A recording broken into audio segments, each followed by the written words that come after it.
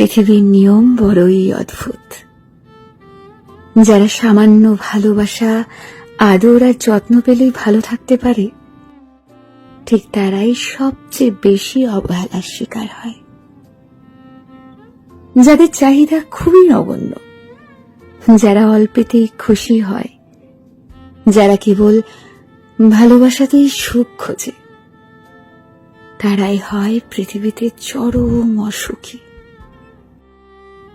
খেয়াল করে দেখবেন, আপনি যাকে পাশে পেলে কিংবা যার সাথে কথা বললে ভালো থাকবেন, ঠিক সেই থাকবে আপনার ধরা ছোঁয়ার বাইরে।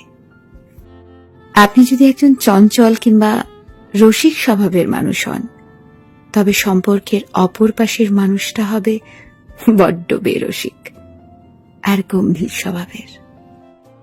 সামান্য ভালোবাসা, আদর যার চাহিদা, তার চাহিদা কখনোই পূরণ হয় না।